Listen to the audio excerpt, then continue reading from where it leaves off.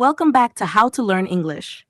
If you've been following this journey, congratulations, you're already ahead of most learners because you're focused on learning English the right way. In our previous episode, we talked about how to get started with English without grammar fear, without pressure, and without feeling overwhelmed. Today, we take the next big step. This episode is all about how to build a powerful, practical English vocabulary naturally. No memorizing endless word lists. No confusing grammar drills. Just real, living English that works. Let's get started. The problem: why most learners forget words. Let's be honest. How many times have you learned a new word and then forgotten it the next day? You see a list in a book or app. Abundant, essential, effective, predictable. You try hard to memorize them. Maybe you write the meaning, say them out loud, even test yourself. But when it's time to speak, nothing comes. Why does this happen? Because your brain doesn't like to memorize isolated data. It loves meaning, emotion, and connection. Words don't exist alone. They exist in sentences, in conversations, in life. So if you want to speak English fluently, you need to stop memorizing random words and start collecting phrases, context, and stories. Learn in context, the natural way. Think about how children learn their first language. Do they sit with notebooks? Do they memorize grammar rules? No, they hear words again and again, in context, from their parents, from cartoons, from real situations. And slowly, their brain begins to recognize patterns, sounds, and meaning. You can do the same as an adult. Whenever you come across a new word, don't memorize it alone. Instead, ask, what is the full sentence? What situation is this used in? How does it sound when spoken? For example, don't learn the word frustrated by itself. Learn, she was frustrated because the meeting was canceled. I feel frustrated when I can't explain my ideas. This way, you remember not just the word, but how it lives in real life. The power of phrases. Here's a truth that will change your learning forever. Fluent speakers don't think word by word. They think in chunks. Chunks like, I'm not sure. Let me think. I'll get back to you. Sounds good to me. I didn't catch that. These are small pieces of language that carry big meaning. They make your speech smooth, confident, and natural. Instead of memorizing 1,000 individual words, try mastering 500 useful phrases. This will help you speak 10x faster and understand 10x better. Listening, vocabulary boost. If you want to improve vocabulary, start listening actively every day. Here's how. 1. Pick short, understandable content. Beginner YouTube videos, audiobooks for learners, slow podcasts or TED Talks with subtitles. 2. Listen with a notebook. Write down phrases that interest you. 3. Don't write only new words. Write down full sentences that contain new vocabulary. 4. Listen again.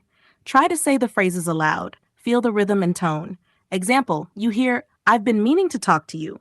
Don't just write, meaning equals. Instead, copy the full line and speak it aloud 3 times. Then use it in your own sentence.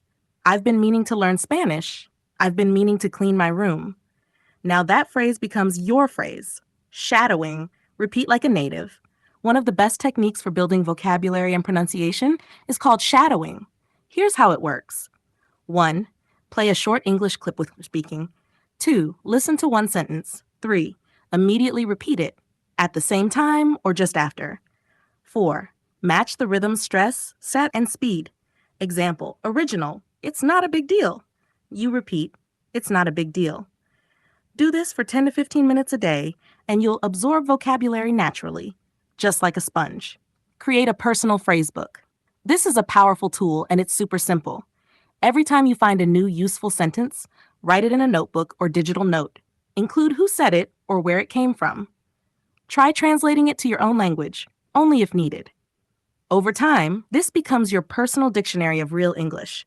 Don't just collect words, collect moments, real examples, things that mean something to you. Practice through output. Reading and listening are important, but they are input. To activate your vocabulary, you need output. That means speaking, writing, thinking in English. Here's a routine you can follow. 1. Each day, choose 3 new phrases from your notebook. 2. Speak them aloud 5 times. 3. Create 3 sentences with each one. 4. Write a short story using all 3 phrases.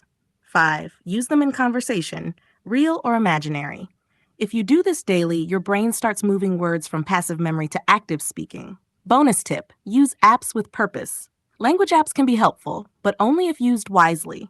Apps like Anki or Quizlet allow you to create flashcards.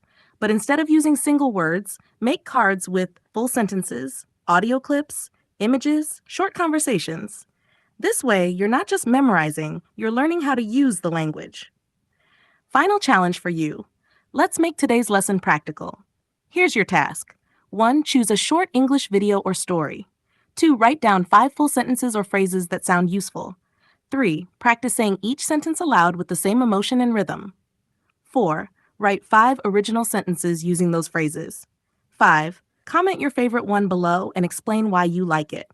This small challenge can transform your vocabulary growth. Final words.